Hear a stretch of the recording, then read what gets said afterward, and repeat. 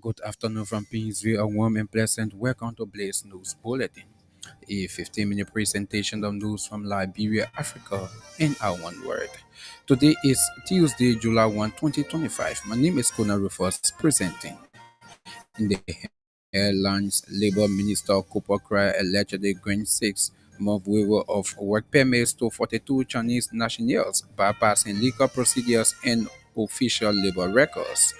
Government of Liberia, through the Ministry of Health and key partners, launches that's a nationwide campaign aimed at increasing school enrollment and strengthening birth registration for children between the ages of 0 to 12 years. National Custom Breaker Association of Liberia criticizes the recent passed Sea and Inland Port Regulatory Act, raising concern over the lack of stakeholders' engagement. And away from Liberia, U.S. Senate holds a marathon voting session throughout the night as a sparing budget bill that is critical to President Donald Trump's agenda. Those were the headlines. Now the news in detail. Labour Minister Cooper Cry have allegedly granted a 6-month waiver of work permits to 42 Chinese nationals, bypassing legal procedures and official labor records, according to documents obtained by the Liberian investigator. The waiver dated May 12, 2025 was issued in direct response to a request from Bangli Pte. Limited, a subcontractor for China Yuan operating in Bongma's Fiama District, Bong County. Minister Kura authorized the Chinese technicians to work in Liberia from May 13 to November 13, 2025 without issuing official work permits or referencing any of the legal requirements under the country's Decent Work Act. The letter bearing Minister Kura's signature in the the ministry's official seal makes no mention of payment procedures, job description, or vetting processes, raising red flags about revenue losses, transparency, and potential violations of Liberian labor law. However, the waiver was not included in the ministry's official 2024 work permit report submitted to the Liberian Senate earlier this month, which detailed 10,117 permit renewals and issuance. The company's letter to the minister, also dated May 12, describes the Chinese worker as experienced technicians, vital to ongoing construction at the Bongman site. Bengali asked the minister to grant temporary work permit for the team of 42 individuals. However, no such category exists under Liberian law, and there is no indication in the waiver letter that due process, including public advertisement of vacancies or labor market testing, was followed. Labor Ministry source who spoke to the Liberian investigator on condition of anonymity alleged that Bangladesh paid US 800 per worker directly to the minister or his intermediaries. Payment and reportedly did not pass through government revenue channel. The government of Liberia, through the Ministry of Health in collaboration with key partners, has launched a nationwide campaign aimed at increasing school enrollment and strengthening birth registration for children between the ages of 0 to 12 years.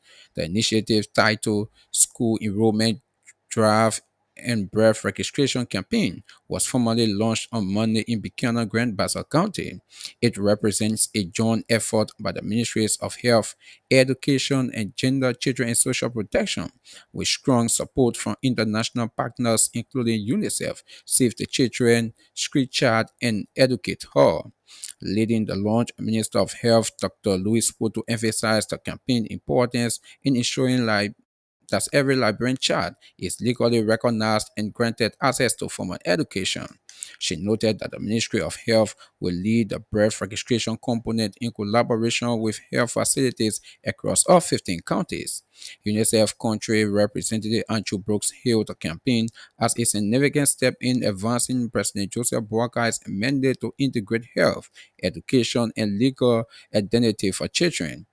He was joined by Geddes Faninos, director of UNICEF Regional Office for West and Central Africa, who has expressed support for the integrated approach. Save the Children country's representative Mercy Kichuti praised the multi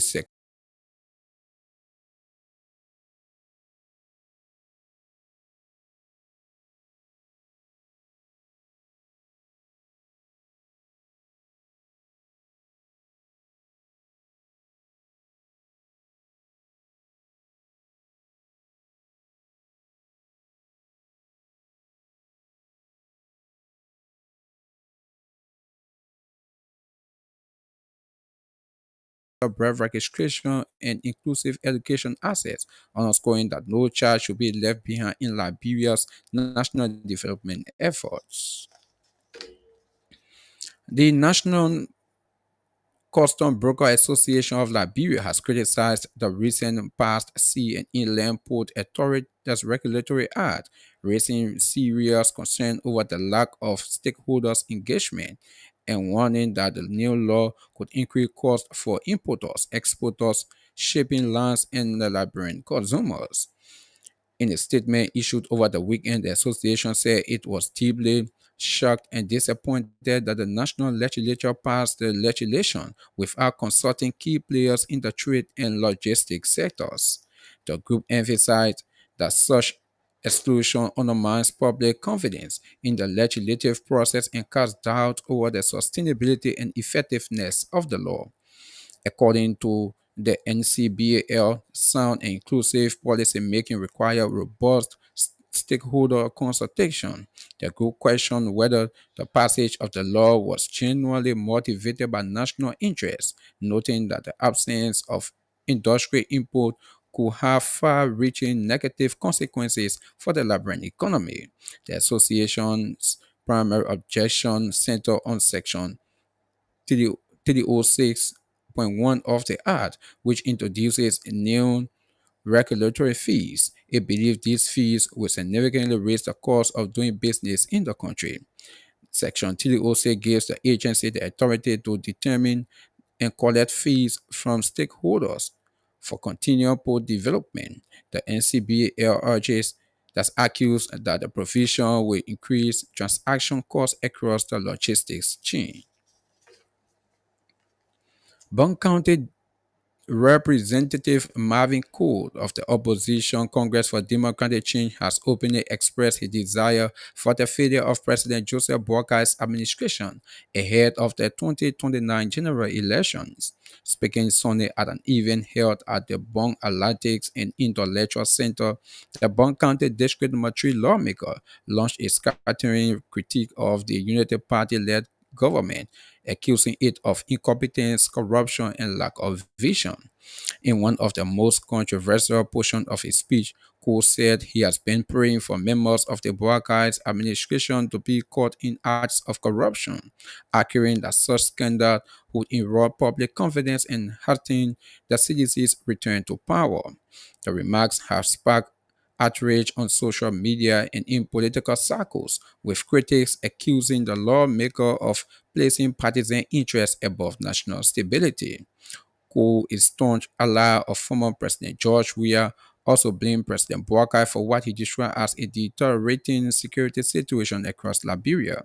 He further accused the president of weaponizing democratic governance and lacking the international status necessary to attract investment into the country. He also faulted the president for the ongoing impasse in the House of Representatives, where recent leadership battles and legislative standoff have drawn nationwide concern. Cole claimed that President Boakai is behind the scene maneuvering was failed crisis, commenting on the United Party government's recent decision to rebury former President Samuel Doe, who was assassinated during Liberia's civil war. Cole questioned the motive behind the reburial and labeled it as a misplaced priority in the face of national hardship. Well, if you are just joining us, this is a reminder you are listening to Blaze News Bulletin. It is a 15-minute presentation of news from Liberia, Africa, in our one word. Let's take this development. The president of the Grand Judea County Bar Association, congratulations to President Joseph Boakai for the nomination of Justice Yami Gbesi as Chief Justice of the Republic of Liberia. In a statement issued Monday, Councillor Bala praised the president's decision as a demonstration of sound leadership and judicial foresight, noting that the nomination is a significant milestone in Liberia's continued pursuit of an independent and integrated driven judiciary. Justice Gbese, who served as the Supreme Court bench as an associate judge, is widely regarded as one of Liberia's most principled legal minds. His nomination as Chief Justice comes at a time when the judiciary is being called upon to deliver impartial justice and uphold constitutional order. Councillor Bala highlighted Justice Gbese's contribution beyond the courtroom, noting his active role in legal education.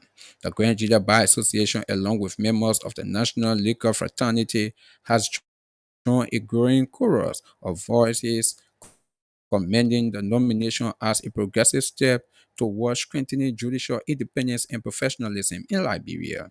Justice Gbese confirmation now awaits Senate approval. If confirmed, he will become the nation's top judicial officer at a time of involving legal and democratic challenges, ushering in what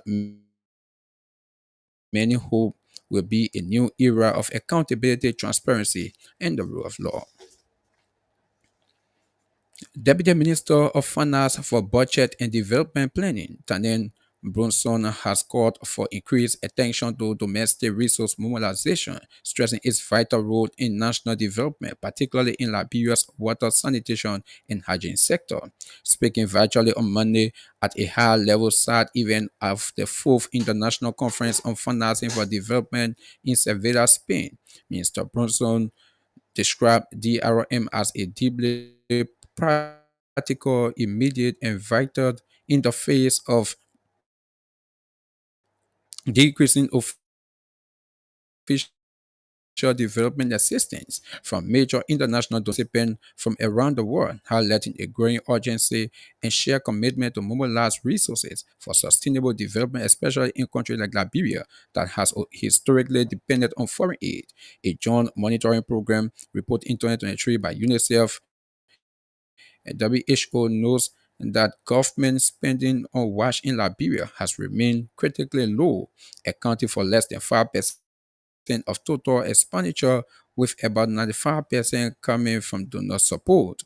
The report shows that in 2022, one in four Liberians lack access to clean water near their homes. 8 in 10 lacked access to adequate toilet, and 9 in 10 did not have soap or water to wash their hands at home. The government is also developing a WASH account tool through the National WASH Commission with backing from WaterAid and WHO. Burson acknowledged ongoing challenges, including inconsistent domestic financing, overlapping institutional mandates, and public mistrust. WaterAid Liberia Country Director Chuchu Selman emphasized the importance of diversifying WASH funding through DRM. He urged the government to reduce wasteful spending and redirect funds to the WASH sector, improve productivity by hiring skilled personnel, and expand intervention through innovative financing and private sector investment to close the funding gap. The government of Liberia, through the Intellectual Property Office, has announced a sweeping initiative to publish all expired trademark registered in its official gazette. This move, officials say, will bolster transparency and improve the accuracy of the country's intellectual property record. In a public legal notice, LIPO disclosed that as of July 7, all trademarks that have not been renewed or restored within the legally mandated timeframe will be published as a lapse and formally removed from the National Register. The initiative is in line with the 2016 Intellectual Property Act and revised Administrative Trademark Regulation number 001/TM08 2018. This effort, according to LIPO, is intended to ensure transparency, promote good governance of the trademark registry, and assist businesses and legal entities in making informed decisions concerning existing or conflicting trademark. According to the notice, registered trademark in Liberia are valid for 10 years from the date of filing and may be renewed for additional 10 years period upon expiration. A 6-month grace period is also permitted for late renewal, albeit with an additional surcharge. During this period, the preparator may file for restoration provided they meet the criteria. According to Lipo, the upcoming publication will be made available through the agency's official journal, website, and social media. For additional information, according to them, stakeholders can contact Lipo office at the old Labor Ministry compound on the UN Drive in Monrovia. The Liberia National Student Union has condemned the Liberia government current memorial healing and reconciliation effort as a national scam and a ghost scheme betrayal of the country's struggle for justice and democracy. Linsu leadership sharply criticized the initiative launched under President Joseph Boakai's administration, which includes exhausting the ceremonial reburials of selected national figures. According to the UN, the program dangerously glorifies tyrant and appalling officials while ignoring countless victims of state violence and war era atrocities.